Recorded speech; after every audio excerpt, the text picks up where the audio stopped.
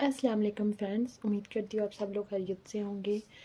आज हमारा class 10th chemistry chapter number 14 environmental chemistry का है, लेक्चर नंबर 1। आज हम इसका इंट्रोडक्शन देखेंगे कि इन्वायरमेंट क्या होता है। एज़ यू नो कि अगर हम ओवरऑल बात करें इस दुनिया की, तो ओवरऑल जो है इस दुनिया में दो तरह के ऑर्गेनिज़म मौजूद हैं, या तो प्लांट्स हैं और दूसरी चीज़। अब ये प्लांट्स और एनिमल जो है वो या तो अर्थ के ऊपर रहते हैं, ठीक है, सरफेस ऑफ अर्थ के ऊपर रहते हैं, या under the C. Under the सी यानी जितने भी प्लांट्स और एनिमल हैं या तो ज़मीन के सरफेस के ऊपर रहते हैं और या समुंदर के नीचे रहेंगी, ठीक है। अब वो तमाम चीज़ें जो कि इस दुनिया में प्रेजेंट हैं, जो कि एनिमल और प्लांट्स की लाइफ को इफ़ेक्ट करेंगी, वो हमारे किसका हिस्सा होंगी? इन्वायरमेंट का हिस्सा होंगी।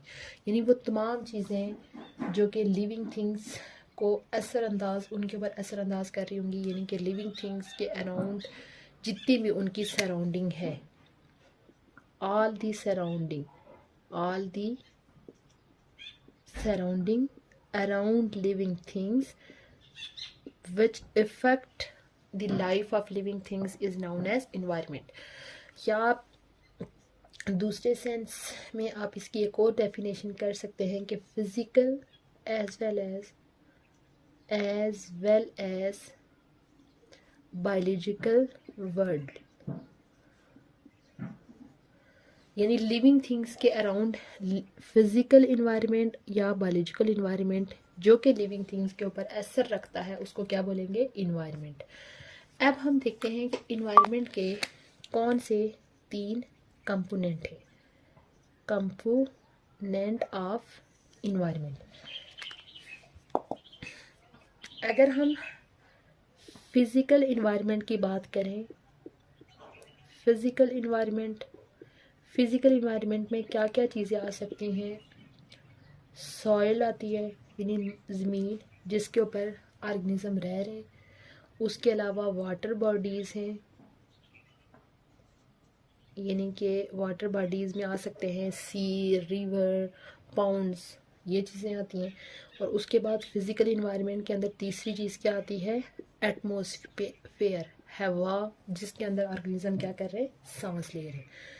उसके बाद दूसरा अगर हम देखें, जैसे हमने लिखा हुआ बायोलॉजिकल वर्ल्ड, यानी कि कोई भी ऑर्गेनिज्म है उसके अराउंड डिफरेंट तरह की लिविंग थिंग्स रह रही होंगी, यानी कि वो क्या क्या हो सकते हैं? लिविंग थिंग्स प्लांट की फार्म में होंगी, उसके अलावा एनिमल्स की फार्म में होंगी, और ह्यूमन बीइंग यानी इंसान भी जो है वो उसका पार्ट होंगे बायोलॉजिकल वर्ल्ड में। उसके बाद तीसरा अगर हम इन्वायरमेंट का कंपोनेंट देखें तो फैक्टर्स होते हैं जो कि यानी ये भी इन्वायरमेंट का पार्ट होते हैं और ये लिविंग थिंग्स की लाइफ को मुतासिर कर रहे होते हैं। कौन कौन सी चीज़ें हैं इसके अंदर? सनलाइट है, यानी सूरज की रोशनी का असर होता है बहुत ज़्यादा। उसके बाद दूसरी चीज़ है टेम्परेचर, यानी अर्थ का टेम्परेचर हाई होता है या लो होता है, उसका भी इफ़ेक्ट होता है। उसके बाद रेनफॉल, यानी कि ज़मीन पे कितनी बारिश हो रही है, कितने टाइम के लिए हो रही है। और उसके बाद वाइंड स्पीड, यानी कि जो हवा चल रही है उस हवा की क्या रफ्तार है। यानी ओवरऑल ये तीनों चीज़ें मिल के एक क्या बना रही होती हैं? इन्वायरमेंट बना रही होती है। उसके बाद नेक्स्ट हमने क्या चीज़ देखनी है? पॉल्यूटेंट, कि पॉल्यूटेंट क्या चीज़ होती है। अब देखें याद रखें कि नेचुरली अल्लाह पाक ने ये जो ज़मीन बनाई है इसके ऊपर अल्लाह ताला ने हर चीज़ की एक मिक़दार रखी है, यानी फ़िक्स अमाउंट में चीज़ें अल्लाह ताला ने पैदा की हैं और वो उसी रफ्तार से चल रही हैं। बट अगर कोई भी कंसंट्रेशन है, यानी कि जो अल्लाह ताला की यानी अल्लाह ताला की फ्राम किदा जो उसकी कंसनट्रेशन है उससे अगर एक्सीड कर जाए तो वो उस इन्वायरमेंट के लिए क्या होगी, पॉल्यूटेंट बन जाएगी। अगर वो नेचुरल कंसनट्रेशन की फॉर्म में ही मौजूद है तो वो इस इन्वायरमेंट के ऊपर कोई भी एडवर्स इफेक्ट नहीं शो कर रही, तो वो पॉल्यूटेंट नहीं है। लेकिन नेचुरल इन्वायरमेंट से यानी कि जो एक्सेस अमाउंट, इसकी पहले मैं डेफिनेशन लिख लेती हूँ। Excess amount of natural concentration यानी कि नेचुरल कंसंट्रेशन से एंड हैज़ एडवर्स इफेक्ट, और उसका साथ में इन्वायरमेंट के ऊपर एडवर्स इफेक्ट भी हो तो उसको क्या बोलेंगे, pollutant on environment is called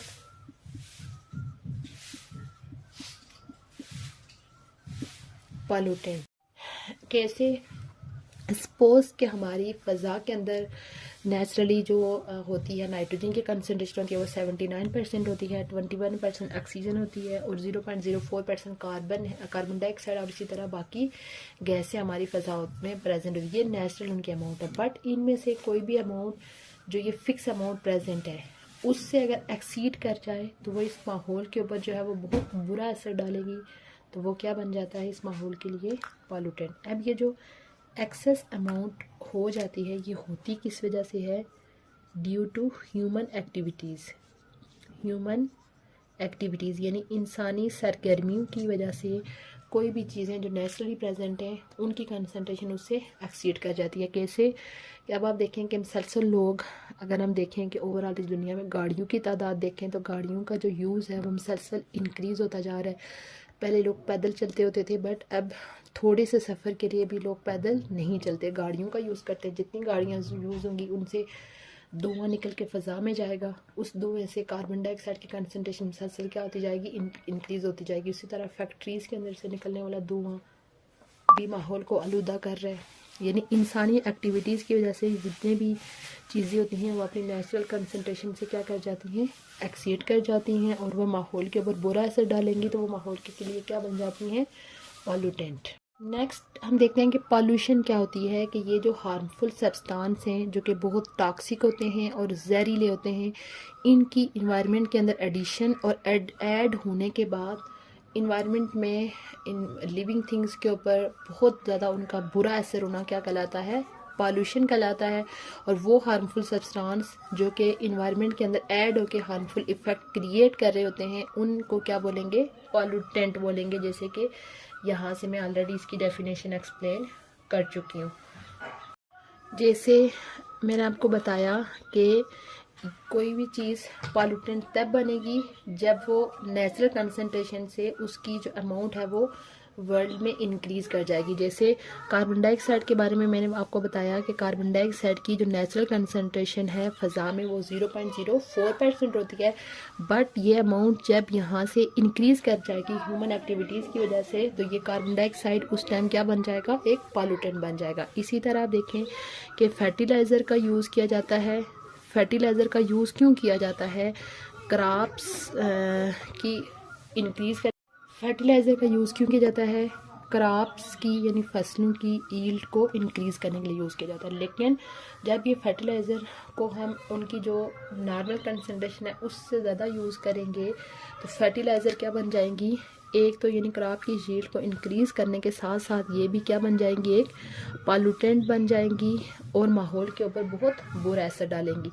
ये फर्टिलाइज़र क्या करती हैं कि जब हम इनको किसी खेत के अंदर डालते हैं तो ये जो एक तो जो ग्राउंड वाटर होता है ये उसमें भी हल हो जाती हैं, ग्राउंड वाटर में भी, और प्लस सरफेस के ऊपर यानी जो सरफेस पे पानी है उसमें भी यानी कि ये हल हो जाएंगी। उसके अलावा वो पानी जो ज़मीन के अंदर प्रेजेंट होता है जिसको ग्राउंड वाटर बोला जाता है, ये ज़मीन में जज़ब होके फिर इस ग्राउंड वाटर का भी जैसा कि आपने क्लास 9th के स्टार्ट में डिफरेंट ब्रांचेस पढ़ी होंगी केमिस्ट्री की, उसमें आपने एक ब्रांच इन्वायरमेंटल केमिस्ट्री की भी पढ़ी होगी कि केमिस्ट्री की वो ब्रांच जो कि इन्वायरमेंट के बारे में स्टडी करती है, यानी इन्वायरमेंट के अंदर प्रोड्यूस होने वाले डिफरेंट केमिकल्स और पॉल्यूटेंट्स का इन्वायरमेंट के ऊपर इफेक्ट स्टडी किया जाता है, उसको क्या बोलते हैं, इन्वायरमेंटल केमिस्ट्री। तो अब हम देखते हैं कि इस इन्वायरमेंटल केमिस्ट्री के अंदर किस किस चीज़ की स्टडी की जाती है। कि सबसे पहले ये स्टडी किया जाता है कि ये जो इन्वायरमेंट के अंदर डिफरेंट तरह के पॉल्यूटेंट्स और केमिकल क्रिएट हो रहे हैं, इनके मेन सोर्सेज क्या हैं, यानी इनके क्रिएट होने की मेन वजूहात क्या हैं। उसके बाद यानी कि जब ये माहौल में शामिल हो जाते हैं तो ये किस टाइप के रिएक्शंस करते हैं माहौल के ऊपर। उसके अलावा इनके ट्रांसपोर्टेशन के ज़रिए स्टडी की जाते हैं कि ये किस तरह से यानी कहाँ प्रोड्यूस होते हैं और वहाँ से यानी एक जगह से दूसरी जगह ये मुंतकिल कैसे होते हैं। उसके अलावा फिर इनका इफ़ेक्ट क्या होता है, यानी कि ये जो केमिकल हैं माहौल के ऊपर इनका क्या इफ़ेक्ट होता है, इफ़ेक्ट ऑफ केमिकल्स। उसके बाद हमने इसमें ये भी स्टडी किया जाता है कि कौन कौन से टॉक्सिक सब्सटेंस हैं जो कि ह्यूमन एक्टिविटीज़ की वजह से क्रिएट होते हैं। Toxic substance created by human activity, यानी वो कौन कौन सी ह्यूमन एक्टिविटीज़ हैं जिस वजह से ये माहौल के अंदर ये चीज़ें शामिल होती हैं। ये था हमारा आज का लेक्चर जो कि इन्वायरमेंटल केमिस्ट्री का इंट्रोडक्शन था। इस लेक्चर का सम अप कर लेते हैं। सबसे पहले हमने देखा कि ओवरऑल हमारी ज़मीन के ऊपर दो तरह की चीज़ें प्रेजेंट होती हैं, प्लांट्स और एनिमल। वो या तो ज़मीन के सरफेस पे होते हैं या समुद्र की गहराइयों में प्रेजेंट होते हैं। उसके अलावा यानी इस लिविंग थिंग्स के अराउंड जितना भी उनकी सराउंडिंग है, चाहे वो फिज़िकल है चाहे वो बायोलॉजिकल वर्ल्ड है, जितनी भी चीज़ें हैं वो सारा मिलके क्या बनाती हैं, इन्वायरमेंट बनाती हैं। इन्वायरमेंट के ओवरऑल 3 कंपोनेंट हैं। एक फिजिकल इन्वायरमेंट जिसमें सॉइल, वाटर बॉडीज़ और एटमॉस्फेयर शामिल है। उसके बाद लिविंग थिंग्स, यानी हर कोई भी एक लिविंग थिंग है, उसके अराउंड डिफरेंट तरह की लिविंग थिंग्स रह रही होंगी। वो प्लांट्स भी हो सकते हैं, एनिमल, ह्यूमन बींग्स। उसके अलावा फैक्टर्स भी माहौल का पार्ट होते हैं, जैसे sunlight, temperature, rainfall, wind power, ये सारे, विंड स्पीड, पावर वगैरह। उसके अलावा नेचुरली अल्लाह ताला ने हर चीज़ की एक फ़िक्स अमाउंट रखी है। अगर कोई चीज़ जो है वो अपनी फ़िक्स अमाउंट से एक्सीड कर रही है तो वो इस माहौल के लिए क्या बन जाएगा, पॉल्यूटेंट बन जाएगा। वो माहौल के ऊपर बहुत बुरा असर डालेगा और ये पॉल्यूटेंट जो है वो ह्यूमन एक्टिविटीज़ की वजह से इनकी कंसनट्रेशन इंक्रीज़ होती है। अब इन पॉल्यूटेंट्स का माहौल के अंदर ऐड होना और ऐड होने के बाद डिफरेंट तरह के इफ़ेक्ट्स क्रिएट करना क्या कहलाता है, पॉल्यूशन कराता है। फिर इसके लिए मैंने 2 एग्जाम्पल मेंशन किए, जैसे कार्बन डाइऑक्साइड की नेचुरल अमाउंट है 0.04, लेकिन जब ये कंसनट्रेशन इससे इंक्रीज़ कर जाएगी तो माहौल के ऊपर बहुत बुरा असर डालेगी। उसी तरह फर्टिलाइज़र का काम है क्रॉप्स की यील्ड को इंक्रीज़ करना, लेकिन जब फर्टिलाइज़र को बहुत ज़्यादा यूज़ किया जाता है तो वो ग्राउंड वाटर और सरफेस वाटर में शामिल होकर डिफरेंट तरह की वाटर पॉल्यूशन क्रिएट करती हैं। उसके अलावा फिर हमने इन्वायरमेंटल केमिस्ट्री, यानी केमिस्ट्री की वो ब्रांच जिसके अंदर इन्वायरमेंट के अंदर शामिल होने वाले केमिकल और उनके एडवर्स इफेक्ट को स्टडी किया जाता है, वो होता है इन्वायरमेंटल केमिस्ट्री, जिसके डिफरेंट टॉपिक्स होते हैं। जैसे उन केमिकल के सोर्सेज को स्टडी किया जाता है कि वो कौन कौन से सोर्सेज हैं जिसकी वजह से ये केमिकल फ़ज़ा में शामिल होते हैं या वाटर में शामिल होते हैं। फिर इनके रिएक्शंस क्या होते हैं, कैसे ये ट्रांसपोर्ट होते हैं, इन केमिकल का क्या इफेक्ट होता है और वो कौन से टॉक्सिक सब्सटेंस हैं जो कि ह्यूमन एक्टिविटीज़ के वजह से क्रिएट होते हैं और फिर माहौल को आलूदा करते हैं। यह था हमारा आज का लेक्चर जिसमें हमने इन्वायरमेंटल केमिस्ट्री का इंट्रोडक्शन देखा।